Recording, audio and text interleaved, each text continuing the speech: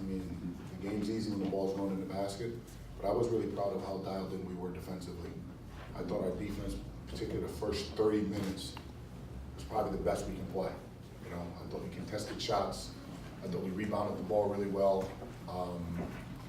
Shared the ball. We had 14 assists in the first half. Really, the game around the 31-minute mark was kind of in hand. Thought the last 9 minutes was a little sloppy, but really proud of our guys. Ended on a high note. I thought we played well in the second half, particularly the last 10 minutes at Creighton. We just couldn't get over the hump. And again, it's been an up and down year, but I think our last 4 games we have shown some consistency. We've shown the ability to move the ball, so it's good getting ready to go to New York on a high note. And I'm really happy for our seniors, in particular Isaiah Jackson. His last 3 games, he's really helped us, so I'm really proud of him. Obvious question is, you guys haven't shot the 3 well all year, and this guy makes a bit of a difference? It makes a difference, you know. I think the 7 weeks he was out, our team morphed into something different. I think we had 3 seasons with AJ, 1 with him, trying to develop him, then without him, and then 3rd with him now, getting some rhythm, getting his legs back.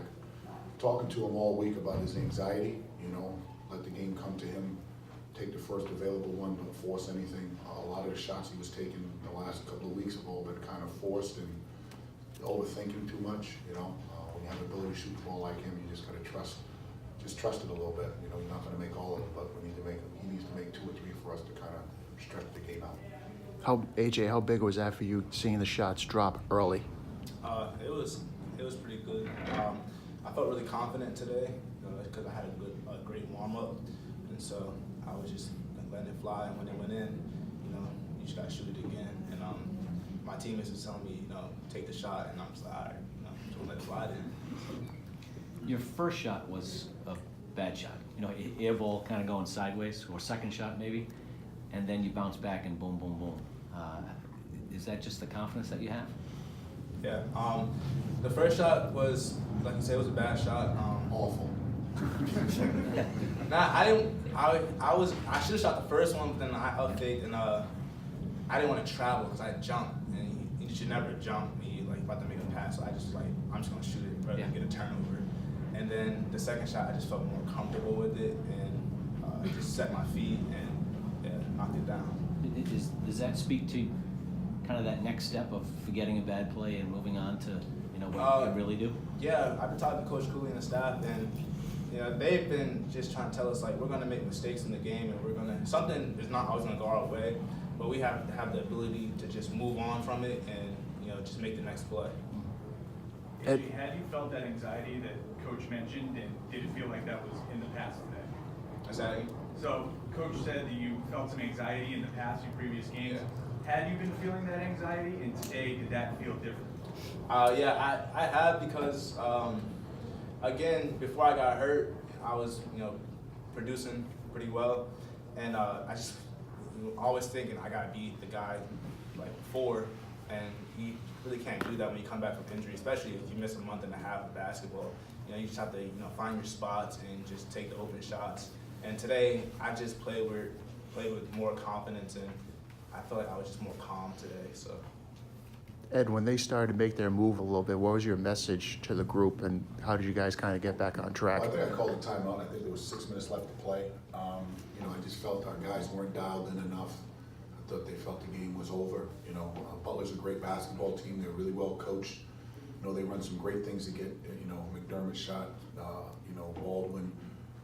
Just try to tell them, hey, there's a lot more left. Let's try to win the next 3 or 4 minutes, and that would have cemented the game.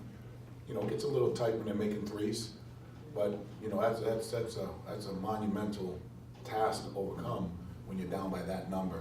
So, you know, we regrouped, we got the win. You know, you always want to be better, but when you're having a year like we're having, man, any win's a great win. I know his stats don't really pop out, but I thought Malik White was pretty solid for his 35 minutes out there. I thought he ran our offense with great pace. He's been good at practice. You know, my gut told me to go with him a little bit longer.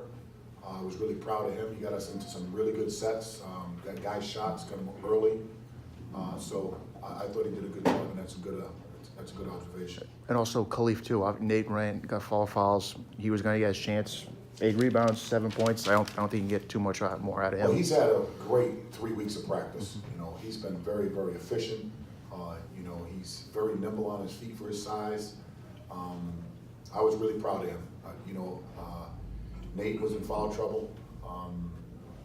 You know, Nate was in a little bit of a funk, I thought, a little bit. But I think for the most part, our 5 position has kind of held the fort down all year. I think that's been one of our more consistent positions that we've had. And both Nate and Cleve deserve a lot of credit for that. Coach, can you talk about potentially having to play Butler again on Wednesday night? Yeah, it looks like it could be trending that way. We both know each other. It would be 3 games. In 3 out of 4 games, we would have played them. So we'll be familiar with each other. But there's something about always going to New York that feels different with the Friars. I don't know what it is. I don't know if it's the smell of the elevator, the popcorn. When we get off the bus, it's just an aura in that tournament that you just feel like you're going to win every time you step on the floor. I have no idea why I feel that way, but every time we're there, I'm like, wow, this feels like home. And I'm looking forward to going there and play. AJ, how huge is a win like this for the team chemistry just before you get to New York?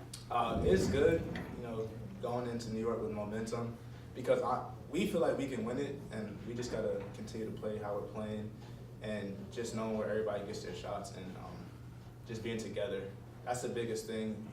Everybody's like, basketball is a game of run, and if a team is making a run, we try to stay together so we can make a better run. Just come back with a better one. So. Coach, you know better than anyone that anything can happen in March, right?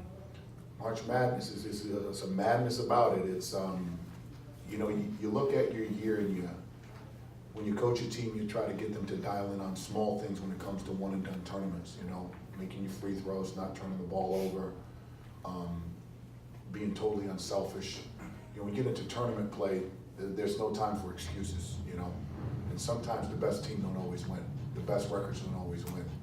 You know, it's the teams that do the little things, that play with joy, that play with energy, that play with a sense of purpose on every possession. And, you know, we're going in there probably with the youngest team in the league, but hopefully we're the hungriest team in that tournament. AJ, you heard how Coach feels about playing in Madison Square Garden. Do you share those feelings and having played there against St. John's earlier this year? Oh yeah, the smell of the elevator. Yeah. Nah, but that's just an amazing time. Once you feel it, like once you go to Madison Square Garden, you get on the court, you just have like that feeling that we gotta go hoop, and you just see all the iconic games and the Knicks and all the Big East tournaments. You like, I gotta be part of this legacy, so you gotta do something to be part of it, and we gonna do something this year. It sounds like, Ed, that they benefited from at least the young guys playing in Madison Square Garden before next week. Yeah, I think it is a bonus for us to play in there. You know, even non-conference, we try to get a game in there as much as we can to give our guys some being comfortable, being familiar. You know, it's just an exciting time right now for us, for college basketball in general. When you get to tournament play for the cities, respective cities that we all play in, we're just fortunate to play in the best place, and that's Madison Square Garden. That always feels like, we call it the dunk of the South. You know, our fans come out in droves to support us, and we appreciate it. And I appreciate all the fans this year. I think Napolo and his crew did a great job getting a lot of people in our building this year. We haven't played as well as we wanted, but we finished on a high note, so we'll look forward to getting back here next year. Were you the free throw coach today? I was not the free throw coach today. I've been the free throw coach all year. No, free throws were really important. We spent a lot of time the last 2 days working on it. And how do you feel the seniors dealt with the emotion of today, having senior day and everything? Thought that, Isaiah dealt with him great. You know, normally you don't get emotional, and I told myself I won't, but when you have these kids and you recruit them when they're 16, 15, 18 years old, and you see how they grow and develop in his last 3 games, and he's had an up and down year, that's something that's pretty special to you, being the leader and being a mentor for some of these young kids, to see him grow, to just how he walks, how he talks. He came here, this young, shy kid from Florida, and he's leaving here a grown man that is appreciative, that's gonna graduate, that his legacy was left out on our program, and I'm really appreciative of it. How is his mother? I know this is the first game she's ever seen in Providence. That has to be special for you too. It's really special. You know, his story is pretty amazing. For his mom to be here, and you know, it was funny what she said. She says, "Wow, there's a lot of people here." Yeah, it's senior night, and you know, it's a place that loves basketball, it's a place that cares. But to have his mom there, to have one of his mentors there, to have Drew's whole family, that was the biggest family that's ever come out to the court since I've been a head coach for a senior. Drew had the whole neighborhood with him. Aunts, I thought the cats and dogs and the birds were gonna come and say, you know. But that was a really big crowd he had. And then obviously Emmett, you know, Emmett's a moving target. Hopefully we can get him back on the court for us, but if not, you know, he's had a good send-off. I'm just curious, Arthur, what is that on your head? It's a celebratory headband. I look forward to seeing you like that in New York. Anything else? Thanks, guys. Same thing. What the hell is that?